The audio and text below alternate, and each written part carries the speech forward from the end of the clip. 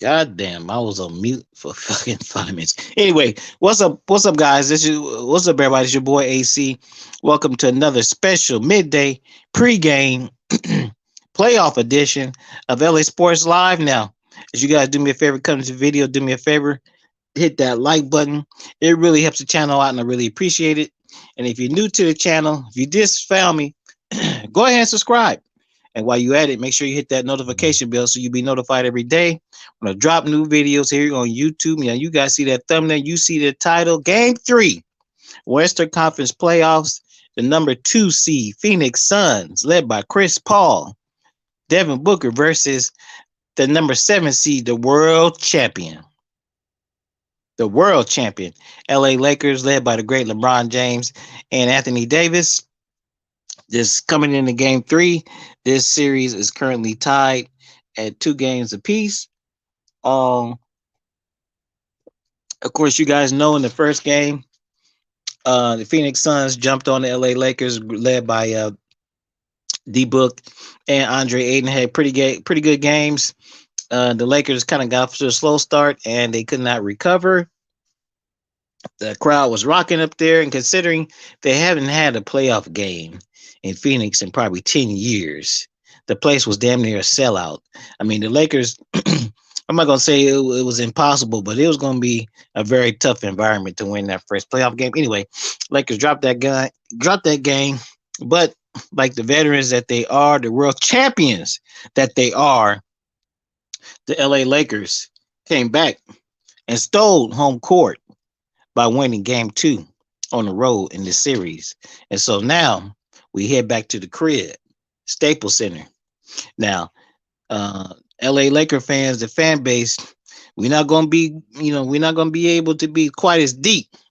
We're not going to be able to be quite as deep as, as some of these other arenas, because as you guys, you guys have heard me speak on the strict COVID restrictions that we have out here, man. Still, LA County is still not completely open, man. I mean, there's still restrictions on a lot of people still working from home. There's still restrictions on anywhere as far as people being together in public. Is still strict regulations, and Staples Center is no different. Laker fans, we're gonna be there, but we're only gonna be able to be 6,000 deep. So who those 6,000 who show up, y'all better represent. Y'all better represent. As far as what I mentioned before, you guys didn't get to hear the injury report. Anthony Davis and LeBron James do appear on the Lakers injury report, but as usual, they both will play. LeBron got a little bit of rest, since game 2 on that ankle, so he should be good to go in this game. For the Suns, of course, Chris Paul is listed on the injury report, and but I don't. He's going to play. At what how good is he going to be? At what percentage is he going to be able to perform at? I don't know. But Chris Paul, he's a gamer. I don't like him, little suck ass. I don't like him. I don't like him. But he's a competitor. He's a gamer, and he'll leave it out on the floor and play as much as he can. And much like game 2 or whatever, I'm pretty sure Monty will pull him once. He'll pull him once. Chris pretty much becomes ineffective and is hurting the team, and he'll go ahead and pull him.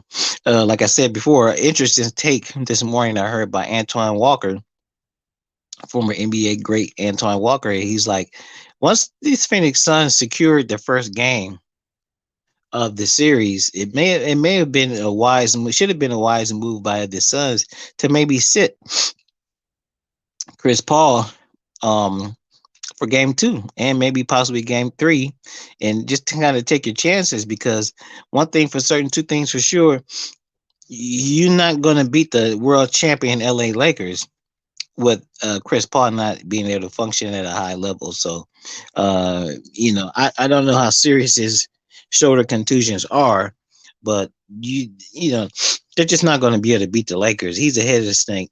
They're just not going to be able to beat the world champion LA Lakers without Chris Paul. So anyhow, um, the Lakers, this will be the Lakers' first playoff game at Staples in many, many years. So even we only gonna be 6,000 deep, a crowd should be rocking.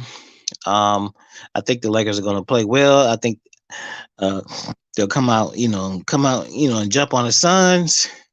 I expect the barrage of threes. And I hope the Lakers should get out to a fast start, jump on the Phoenix, and and not look back, because the Lakers, what they need to do right now is just take control of this damn series, and put these damn Phoenix Suns to bed. This is what they need to do. They need to, they did win that second game, but shit was iffy. But what they need right now is a nice, convincing victory over these Suns, to kind of sow the seed of doubt, and so we can just go ahead and end this series as soon as possible. So LeBron can get some more rest and rehab for that ankle. Um, I'm predicting I'm predicting a Lakers victory. I'm not sure if the Clippers play tonight, uh, or if they've been put off till tomorrow. But that's a very pivotal, man. Hey man, look here. I know I talk a lot of crap and make jokes about the Clippers, man, but the the the the Clippers organization as a whole is in peril if they lose this series versus the Dallas Mavericks. I repeat, if they lose this series to the Dallas Mavericks, this could lead to a series of a chain of events. Could lead to the downfall of that organization. They've mortgaged quite a bit of their future to win now. I mean, and a lot of people probably don't want to say it, but it's a great possibility that Kawhi Leonard may leave. Now, what I'm going to do is I'm not going to do a whole separate Clipper video, but I'm going to predict a Clipper win. Next game versus the Mavs, I'm going to predict a Clipper win. I don't like the Clippers, but I've watched them over the course of the season, and they're capable of playing better than they played. They're definitely capable of shooting better than they have shot in this series.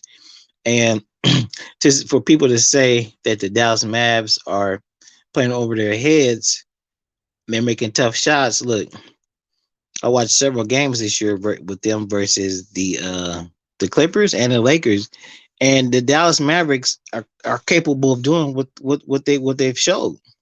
I don't think they're going to keep shooting 50% from threes, but they're quite capable of making tough shots. And don't think this just a fluke.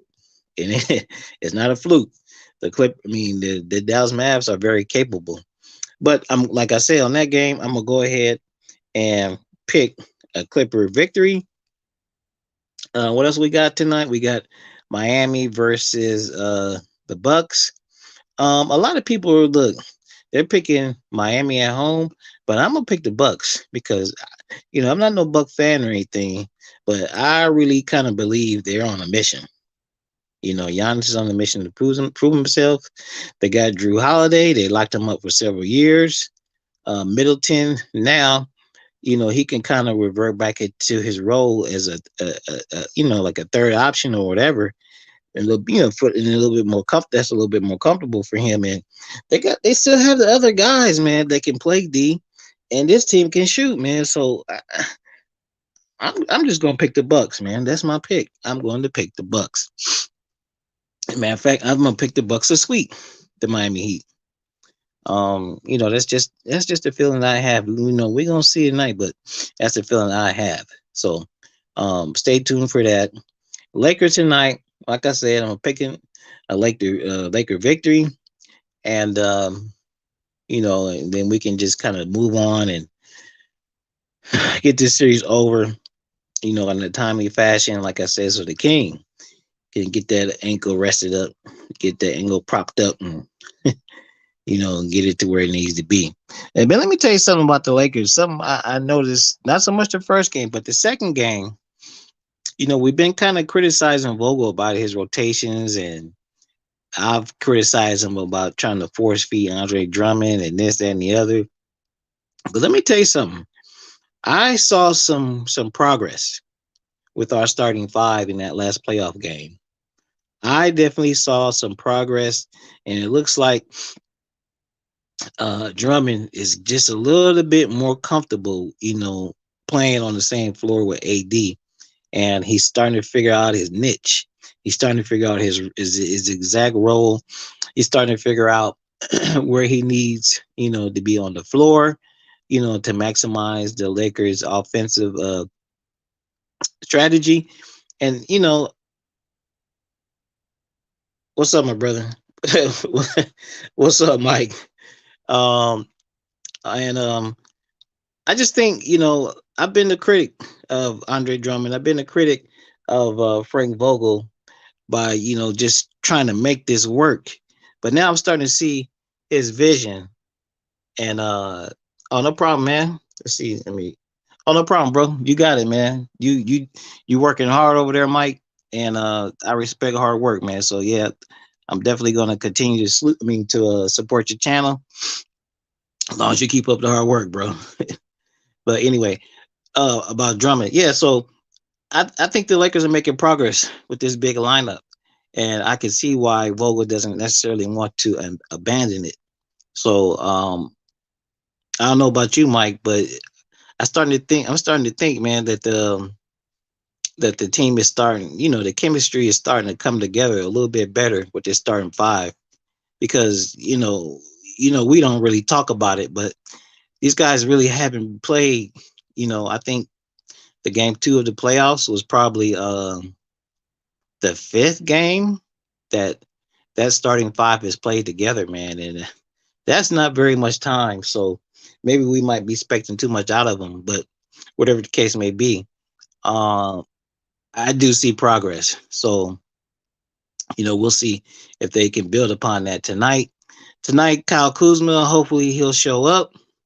You never know.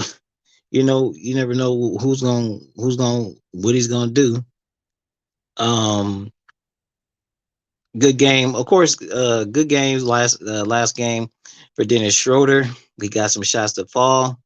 He got to the basket, and some people kind of they remember.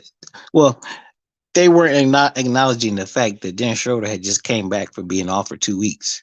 So I think he's starting to get his legs under him. And again, you guys got to remember Schroeder. He didn't play like he may have played like maybe 20 games with AD. I mean, so even their chemistry is still not, where it needs to be. And man, I was just thinking to myself, I was like, damn, man, if only this starting five had got a good 30 games together, if this starting five had got a good 30 games together, man, nobody in the West could stop them. That would be a guarantee. Nobody in the West could stop them. But that's not the case. That's not the path that was set forward for the Lakers this season. And we're gonna have to move forward, and our path to the championship is gonna be a little bit tougher. Because shit, that would have been easy. If this starting five had to get been together for like 30 games, shit, it would have been a boat race. Really, against anybody, Clippers, Mavs, whatever, it would have been a boat race. But we got thrown a curve with the injuries, and so it is what it is. We got to manage. Anyway, but the Lakers are going to finish this in short order. We'll see about the Clippers and the rest of the series. But let me tell you one more thing. I'm gonna get on again. This league, the future of this league is in good hands. A lot of marquee players, LeBron, KD, Harden, um, Steph. These guys are in there. They're all moving close to their mid 30s, and so their time. Of course, LeBron, but their time is ticking. But when you look at these playoff performances by Luca, you look at this playoff performance by John Morant. You look at the playoff performances by Trey Young, the other young players on the Grizzlies, and the future is bright. Even Giannis is still young, but the future is bright. The future is bright for the NBA, and The changing of the guard will commence, slowly but surely. But anyhow, guys, I'm gonna hit you. I'm about to end this commentary right now. I gotta get ready. As soon as the kids get out of school, I gotta bounce, take them to over to mom's, and then I gotta go to work. But I'll be back later on this evening with some post game, some post game talk, some post game analysis, and I'll drop in. I'll drop in. I know you gonna be on, Mike, so I'll drop in, see what y'all talking about, and I'm gonna drop in and see what Bang is talking about. But anyway, y'all, do me a favor. If you're not already subscribed, like, comment, share, subscribe. It really helps the channel out. I really appreciate it. And I'll wrap with y'all later. I'm gonna keep the stream going for a while. I'm gonna play some videos or whatever. I'm gonna keep the stream going, but that's gonna be the end of the commentary for right now. Anyhow, I'll wrap with y'all later.